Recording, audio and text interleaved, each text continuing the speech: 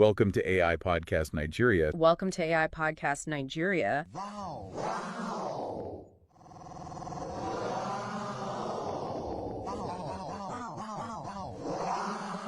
If you're looking for a fresh perspective on Nigeria, a chance to really dive deep into its culture and its people, And maybe get hungry along the way. definitely get hungry. I highly recommend checking out Podcast Nigeria.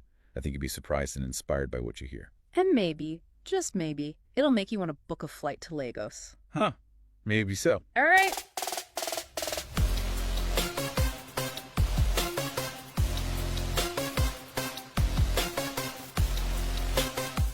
Don't forget to like and subscribe. Hey everyone, welcome back. Hey everyone, and welcome back for another deep dive. Today we are going to be talking all about Afrobeat.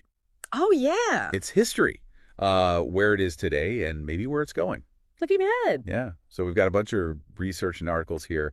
A lot to dig into. Yeah, it's going to be good. It's really an exciting time for Afrobeat, wouldn't you say? What's really fascinating about it is it's more than just music. Yeah. It's really intertwined with so many different things. Culture, social commentary, identity, all of that. Uh-huh. So to really get its future, I think we got to understand where it came from first. Okay, so let's rewind back to the 60s and 70s, the birth of Afrobeat. Yeah, way back. Our sources all point to Fela Kuti Oh, yeah. as like the founding father. The pioneer. He blended Nigerian rhythms with jazz, funk, high life music. So many influences. Yeah, created a completely new sound. Yeah, and you know, High Life actually came from Ghana originally, Oh, okay. early 20th century, known for its big horn sections and guitars and stuff, and it spread all over West Africa, kind of evolving as it went, picking up different things in each region. Cool. And then Fela Kuti came along and wove it all together with all these other genres, and bam, Afrobeat. That's awesome. And it wasn't just the music, right? No. Fela Kuti, his lyrics were very pointed. Yeah, definitely. They took on social and political issues. Uh-huh. He really used music as activism. Absolutely, yeah. He spoke for people who didn't have a voice, you know? Yeah. Talked about corruption, inequality, Right. all the big issues in Nigeria, challenged the government, you know, Wow. and really started these important conversations through his music. That's amazing. It's inspiring to see how much impact music can have. Really is. So then in the 2000s, we see Afrobeats come on the scene. Really. It's like an S. The evolution. Yeah, like Afrobeat 2.0, bringing in more modern sounds. Right. Dance hall, hip hop. Yeah, you got D'banj, Tubaba, Square, all those guys leading the way. They were really crucial, our sources say, for kind of like making Afrobeat more global, Yeah, yeah. appealing to a wider audience. Totally. They kept the core elements, the rhythms, the melodies, the message. Yeah. But they made it super accessible for everybody. So that brings us to the Afrobeat explosion we see now. It's Huge. Yeah. These artists are topping charts. They're global icons now. Global. Sold out arenas, collaborations with huge stars. It's crazy. Varies. You know, they're not just making music, they're shaping culture now. Yeah. Like Burna Boy, Wizkid, Tiwa Savage, Davido. Oh, yeah. It's like a new wave of African creativity, and the whole world's watching. I love it. Remember Burna Boy's Grammy win? Oh, yeah. Twice as tall, 2021. It was a big deal for him, but it was also a huge moment for Afrobeat as a whole. Yeah. It felt like the whole world was finally recognizing the power of Afrobeat Absolutely. and Wizkid's Essence featuring Thames. That was huge. That song was a global anthem. Everyone loved it. What was it about that song? It's so catchy. That beat, the vocals, Thames is so good. phenomenal. And the production is just top notch. But also it feels like there's this global interest in African music that was already growing. Definitely. And that song just tapped into it perfectly. It was the perfect song at the perfect time, you know? People wanted something fresh, something real, something different. And Essence delivered that. And now Afrobeat has the world's attention. It's taken over. And it's not just the music, right? No, it's everywhere. Our sources talk about fashion, dance, film.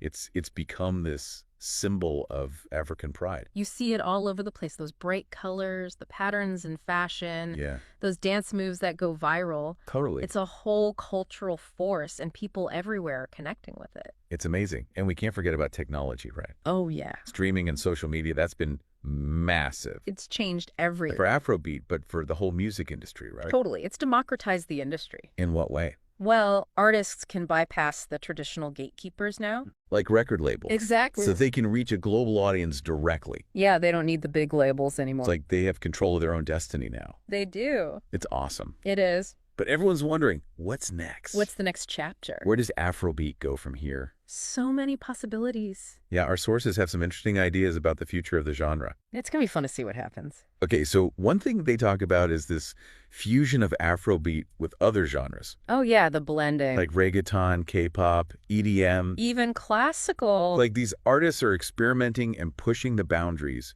of what Afrobeat can be. Exactly. So are we going to see new subgenres pop up? I think so. Blending the best of Afrobeat with sounds from all over. Yeah, it's not just the big names doing it either. Really? Young producers, musicians in different countries, they're all mixing it up. It's like this global musical tapestry. Beautiful, right? I love that idea. It's really exciting. Okay, but beyond streaming and social media, are there other technologies impacting the future of Afrobeat? Oh, yeah, definitely. Things are getting really interesting now. What do you mean? Things like AI and NFTs, they could completely change how Afrobeat is made, shared, even owned. Oh, wow. It's a whole new world. So like NFTs, for people who don't know. Right, so it stands for non-fungible token. Okay. Basically, it's like a digital certificate of ownership. For anything digital. Yeah, like art, music, videos, anything. Interesting. For Afrobeat artists, it could be a whole new way to make money and connect with fans. So instead of relying on streaming or labels, Exactly. they could sell directly to their fans. Yeah, like giving them a piece of the music, literally. It feels like it could shift the power dynamic a lot. Big time, yeah. More control for artists, stronger connections with fans. We're already seeing some Afrobeat artists experiment with NFTs, right? Weird. Probably just going to grow from here. I think so. Our sources also talk about these localized content herbs, Oh, yeah. That's an interesting idea. specifically for African audiences. That makes sense, you know? Even though Afrobeat is global now, Right. there's still a need for platforms that really showcase the diversity of African music. Absolutely. And those hubs could give emerging artists more exposure, help them connect with each other, Okay. strengthen the whole industry in Africa. It's like a parallel ecosystem, you I know, like that. where Afrobeat can thrive on a global stage, Yeah. but also within its own cultural context. It's the best of both worlds. That's an exciting vision for the future, but with all this global expansion, with all this technology, can Afrobeat hold on to its cultural essence? That's the big question, isn't it? It happens to a lot of cultural things when they go mainstream. Yeah. You know, for Afrobeat, I think it's about finding that balance. Between global success and staying true to its roots. Exactly. It's tricky. It is. It's like walking a tightrope. You have to navigate the global market, but you can't lose that authenticity, that social consciousness. Right. Those are so important to Afrobeat's identity. It'll be really interesting to see how the next generation of artists handles this. I think they're up to the challenge. Me too. It's a conversation that's already happening, you know? Within the Afrobeat community. Yeah, artists, producers, labels, fans, everyone's talking about it. What are they saying? They're wrestling with these questions of identity, representation, responsibility. That comes with global success. Exactly. It's a big responsibility. Yeah, it's not easy. No, but it's important. Definitely. And it's not just on the artists, it's on all of us to keep the conversation going. Absolutely. Yeah, it feels like Afrobeat's at this crossroads. Like a turning point. Yeah, poised to get even bigger, Uh-huh. but also figuring out how to stay true to itself. It's a balancing act. Yeah, it is. You know, one thing our sources talk about a lot is the role of young people, Oh, yeah. The next generation. especially in Nigeria. Yeah, They right. have a huge youth population, and they're the ones inheriting this musical legacy. Right. It's exciting to think about what they'll do with it. Definitely. Afrobeat's always had this connection to social commentary and activism. From the beginning. Do you think that'll continue with this new generation? Oh, it already is. Really? Yeah, they're using their music to talk about all the big issues: climate change, Wow. mental health, gender equality, the economy. It's like they're picking up where Fela Kuti left off, Yeah, in a way, using music to spark change, to raise awareness. to make a difference. Absolutely, and they're doing it in their own way, you know? Wait, me. Blending those classic Afrobeat elements Yeah. with all these modern sounds, global influences. It's like a fresh perspective. It is. It's really cool to see. I wonder if their approach to activism will be different from previous generations. I think it might be. What do you think social media plays in all this? Oh, it's huge. I mean, social media is like this megaphone now. To reach a wider To audience. connect with people who care about the same things. It's power. It is. It lets them bypass traditional media. Right. They don't have to wait for someone else to give them a platform. Exactly. They can speak directly to their fans, build communities. It's more than just spreading awareness, It's about starting conversations. encouraging dialogue. Yeah, sharing resources, getting people to take action. I love that. It's like music with a purpose. It's inspiring. Our sources also mention this rise of formal music education in Africa. Oh, yeah, the academies. Yeah. Can you tell me more about that? Sure, there's a growing number of music schools and workshops popping up, Okay. specifically for Afrobeat. That's great. Why is that so important? Well, for one, it gives young musicians a structured way to learn. Uh, They get training, mentorship, access to resources. like professional equipment. Exactly. And they get to connect with other aspiring artists. It's like building the future of Afrobeat.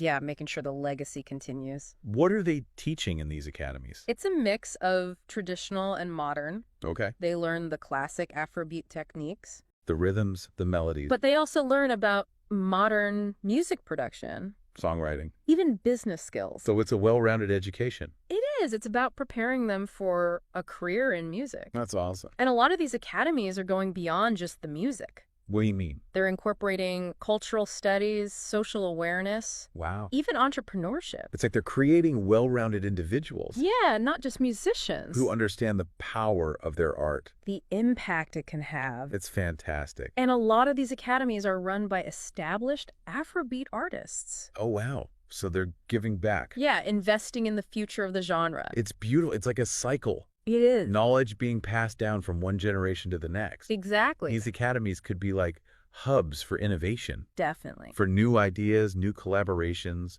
pushing the boundaries of Afrobeat even further. I'm excited to see what they come up with. Me too. Mm-hmm. But what about challenges? What do you think these young artists might face? Well, one big one is infrastructure, What do you mean? like digital access, internet access, distribution. Right. It's not the same everywhere. No, especially in Africa. Even though streaming has been a game changer, Yeah. there are still parts of the continent where internet access is limited. Or too expensive. So you have all this talent, all this creativity, Oh, but they can't reach a global audience. it's a problem. What can be done about it? Well, it needs a lot of things. Like what? Investments in infrastructure. To expand internet access Make data more affordable. so everyone can participate. Exactly. It's about leveling the playing field. Okay, but beyond infrastructure, what other challenges are there? Well, the music industry is tough. Yeah, It's competitive. it's cutthroat. It can be hard for young artists to navigate the business side of things. The contracts, the royalties. All that legal stuff. It's a lot to figure out. Yeah, it is. They're going to need some help. For sure, like good managers, lawyers. Mentors, people they can trust. Definitely. And, there are organizations out there that can help too. What kind? Artist collectives, industry associations, things like that. Okay. They can provide resources, advocate for artists' rights. It's like a support system. Yeah, so they don't have to go it alone. It sounds like even though there are challenges, there's still a lot of optimism about Afrobeat's future. Oh, yeah. Tons of optimism. Our sources talk about all these possibilities for collaborations, innovation. It's going to be exciting. What are you most looking forward to? One thing I'm really excited about is seeing more cross-cultural collaborations. Oh, yeah, like Afrobeat meets. Exactly. As Afrobeat gets bigger globally, Mm-hmm. we're going to see more and more artists from different backgrounds teaming up. What kind of collaborations do you see happening? I mean, we're already seeing some cool stuff like Afrobeat and Latin American music. Like reggaeton? Yeah, exploring those rhythms together. It's really interesting. I bet. What else? Afrobeat with jazz, funk, even classical. Wow, the possibilities are endless. They really are. Who knows what we'll hear in the next few years? Like a musical melting pot. It is, bringing all these different sounds and traditions together. I love it. And, these collaborations could go beyond music, too. What do you mean? Think about fashion, dance, visual arts. Oh, yeah. Afrobeat's aesthetic is so vibrant. Exactly. It could inspire all kinds of creative expressions. From fashion shows to art installations. Movies, theater, who knows? The Afrobeat could become this global cultural force. I think it already is, in a way. It's pretty amazing. It is. And, let's not forget about the role of young people in social movements. Oh yeah, we talked about that. It's such an important part of Afrobeat's history. Using music to speak out, to make a change. And with so many young people engaged in social movements today, Mm-hmm. I think Afrobeat will keep playing that role. So we'll hear songs about climate change. Mental health, racial justice, gender equality. Yeah, all the issues that matter to this generation. And with social media, they can amplify their message even further. It's like a new wave of activism. Powered by music, powered by passion. It's really inspiring. It is, and it's not just about the artists, it's about the community. The fans, the people who connect with the music. Exactly. It's a collective effort. A shared vision for a better world. That's what it's all about. And that brings us to you, the listener. Yeah, what role will you play in Afrobeat's future? Will you be a listener, a dancer, a supporter? Will you help spread the word? The choice is yours. But remember, this is just a small taste of Afrobeat. Yeah, there's so much more out there to explore. New artists, new sounds, new stories. So keep listening, keep learning. And let the music move you. That's all for today's deep dive into the future of Afrobeat. Thanks for joining us. We hope you enjoyed it. Until next time, keep the rhythm alive.